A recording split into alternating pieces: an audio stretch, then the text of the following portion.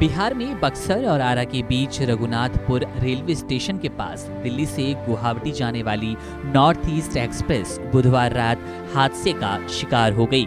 इसमें निवासी दीपक भंडारी ने अपनी पत्नी उषा और एक बेटी आकृति को खो दिया।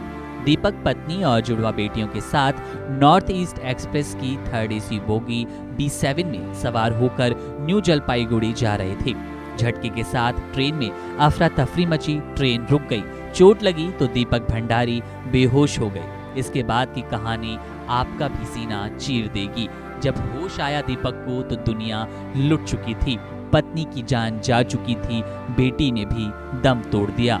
आनंद विहार से परिवार के 4 सदस्य संग चले दीपक न्यू जलपाईगुड़ी उतरना था। पति पत्नी और जुड़वा बेटियां। दीपक भंडारी ने आनंद विहार स्टेशन पर परिवार संग सेल्फी भी ली, लेकिन क्या पता था कि ये सेल्फी यादों की सेल्फी बन जाएगी। ये सेल्फी परिवार संग आखिरी सेल्फी होगी। पत्नी और बेटी आकृति इस सेल्फी का हिस्सा दोबारा कभी नहीं बन पाएंगी। रघुनाथपुर में बुधवार को हुई ट्रेन दुर्घटना में महरौली साउथ दिल्ली निवासी दीपक भंडारी ने अपनी पत्नी उषा और बेटी आकृति को खो दिया।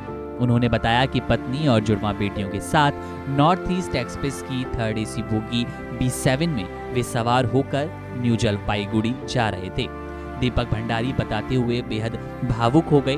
वे कहते हैं, रघुनाथपुर में उनकी आंखों के सामने ही पत्नी और 8 साल की बेटी दुनिया से जा चुकी थी। उन्होंने दम तोड़ दिया। वे कहते हैं कि दूसरी बेटी अदिति जरूर बच गई, लेकिन अब परिवार नहीं रहा। परिवार के 2 अनमोल रतन, 2 अनमोल सदस्य उन्होंने खो दिए। यात्रा से पहले परिवार के साथ उन्होंने एक सेल्फी ली थी जो कि बेहद हंसी खुशी को बयां कर रही थी, लेकिन वो सेल्फी आखिरी बन गई, यादों का हिस्सा बन गई।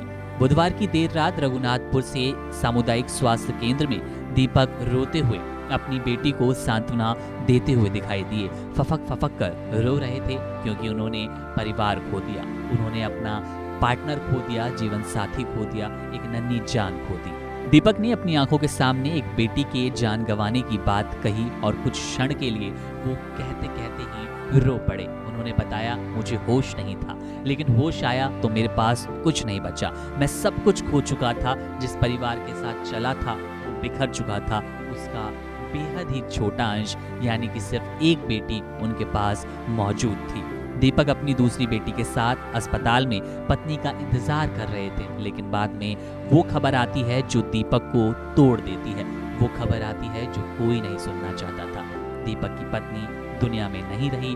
बता दें कि दीपक की एक बेटी जिसकी जान गई वो बेहद ही बुरी हालत में पाई गई और इसके बाद दीपक देखते देखते उसे रोने लगे।